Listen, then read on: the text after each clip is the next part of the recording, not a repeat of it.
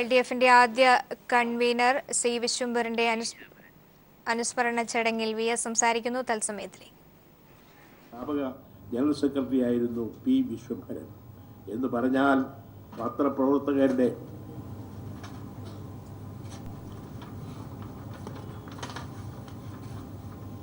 സേവനവേതന വ്യവസ്ഥകളെപ്പറ്റി ഭരണകൂടം ആലോചിച്ചു തുടങ്ങുന്നതിന് മുമ്പേ ഈ ദിശയിൽ ചുവടുവെപ്പ് നടത്തിയ പത്രപ്രവർത്തകനായിരുന്നു അദ്ദേഹം. ഇന്ന് കേരള പത്രപ്രവർത്തക യൂണിയൻ പത്രപ്രവർത്തകരുടെ കരുത്തുറ്റ സംഘടനയാണ്. അതുകൊണ്ട് തന്നെ പത്രപ്രവർത്തകർക്ക് പല തലങ്ങളിൽ പലവിധ ആനുകൂല്യങ്ങളും അവകാശങ്ങളും സംരക്ഷിക്കപ്പെടുന്നുണ്ട്.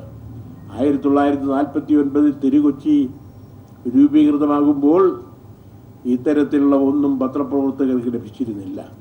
എല്ലാ തരത്തിലും അത്യന്തം ക്ലേശകരമായ സാഹചര്യങ്ങളിലാണ് അന്ന് പി വിശ്വംഭരനടക്കമുള്ളവർ പ്രവർത്തിച്ചത്.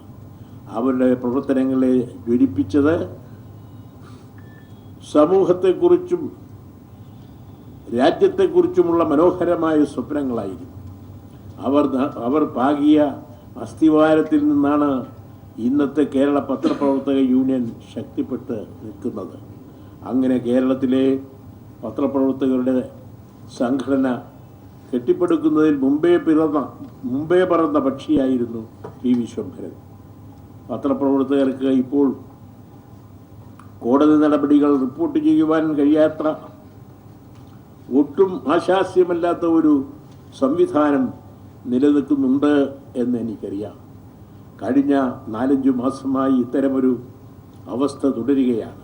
പത്രപ്രവർത്തകർ കോടതി നടപടികൾ റിപ്പോർട്ട് ചെയ്യുന്നത് കേവലമായ അവരുടെ തൊഴിൽ മാത്രമല്ല, മറിച്ച് കോടതി നടപടികൾ ജനങ്ങളെ അറിയിക്കുക എന്ന സാമൂഹ്യ ധർമ്മമാണ് നിർവഹിക്കുന്നത്. ഈ ധർമ്മം നിർവഹിക്കപ്പെടേണ്ടത് നമ്മുടെ ജനാധിപത്യത്തിൻ്റെ തന്നെ അനിർവരീയതയുമാണ്. അത് സുഗമമായി നിർവഹിക്കപ്പെടുന്നു എന്ന് ഉറപ്പാക്കാൻ ന്യായാധിപന്മാർക്കും നീതി നിർവഹണ സംവിധാനത്തിനും തന്നെയാണ് ബാധ്യത. അത് കുറ്റമറ്റ രീതിയിൽ നിർവഹിക്കപ്പെടുന്നില്ലെങ്കിൽ നാം ലോകത്തെ ഏറ്റവും വലിയ ജനാധിപത്യ രാജ്യമാണെന്ന് ഊറ്റം കൊള്ളുന്നതിൽ ഒരർത്ഥവുമില്ല. രാജ്യത്തെയും ജനങ്ങളെയും ബാധിക്കുന്ന കോടതി നടപടികളിൽ പലതും ജനങ്ങൾ അറിയരുതെന്ന് ആർക്കൊക്കെ വാശിയുള്ളതുപോലെ തോന്നുന്നു. ഒരു വിഭാഗം വക്കീലന്മാർക്ക് മാത്രമാണ് ആ വാശിയെങ്കിൽ അതിന് മുന്നിൽ ജനാധിപത്യ സംവിധാനം മുട്ടുമടക്കുന്നതിനേക്കാൾ വലിയ നാണക്കേടില്ല. പത്രങ്ങളില്ലാത്ത ഗവൺമെന്റ് ഉണ്ടാകുന്നതിനേക്കാൾ നല്ലത് ഗവൺമെന്റ് ഇല്ലാത്ത പത്രങ്ങളാണ് എന്ന് പറഞ്ഞത് തോമസ് ജാഫേഴ്സൺ എന്ന അമേരിക്കൻ പ്രസിഡന്റാണ്. നൂറ്റാണ്ടുകൾ പലതും കഴിഞ്ഞിട്ടും ജാഫേഴ്സന്റെ ഈ വാക്കുകൾ പ്രസക്തമാണ് എന്നോർക്കണം.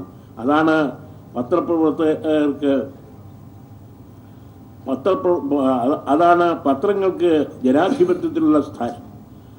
അത് ഗവനിക്കാതെ പത്രങ്ങളുടെ വായ് മൂടിക്കെട്ടുക എന്ന് പറഞ്ഞാൽ നാം സ്വയം നാണക്കേടിൻ്റെ പര്യായമായി മാറുകയാണ് ചെയ്യുക. പത്രപ്രവർത്തകർക്ക് കോടതി നടപടികൾ റിപ്പോർട്ട് ചെയ്യുവാൻ നിയമവിരുദ്ധം വേണമെന്ന നിബന്ധന വെച്ചതായി അടുത്തിടെ കണ്ടു. ഇത് അത്യന്തം ഖേദകരമാണെന്ന് ഏറ്റവും മിതമായ ഭാഷയിൽ ഞാൻ പറയുകയാണ്. കാരണം രാജ്യത്തെ മാധ്യമ സ്ഥാപനങ്ങളിൽ ഒന്നും റിപ്പോർട്ടർമാരുടെ നിയമനത്തിന് നിയമവിരുദ്ധം നിർക്കർഷിക്കുന്നതായി അറിവില്ല. റിപ്പോർട്ടർമാർക്ക് എന്ത് യോഗ്യത വേണമെന്ന് തീരുമാനിക്കുവാനുള്ള അവകാശം അവരെ നിയമിക്കുന്ന മാധ്യമ സ്ഥാപനങ്ങളുടെ അധികാരികൾക്ക് നൽകുന്നതല്ലേ ഭൂഷണം.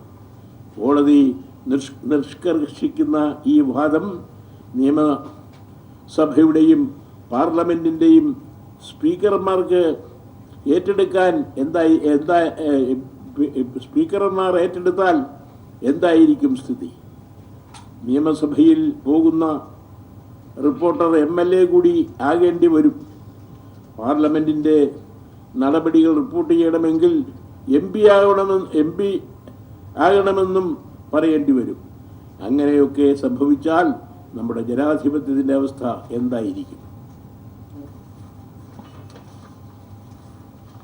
ഇതൊക്കെ സംബന്ധിച്ച് ഞാൻ ഇതിനകം ബഹുമാനപ്പെട്ട കേരള ഹൈക്കോടതിയുടെയും സുപ്രീം കോടതിയുടെയും ചീഫ് ജസ്റ്റിസുമാർക്ക് കത്തുകൾ അയച്ചു.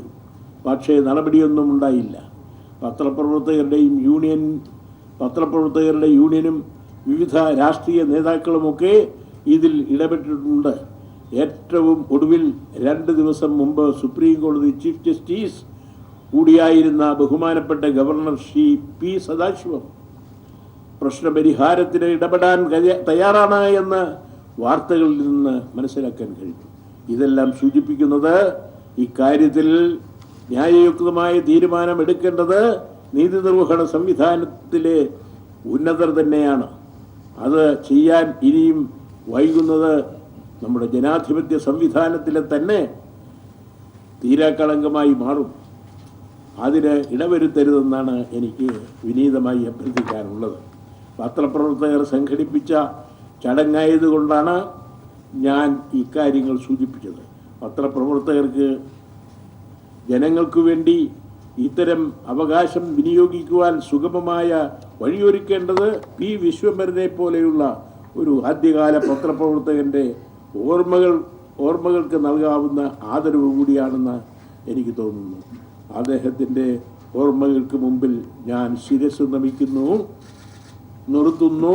നന്ദി, നമസ്കാരം.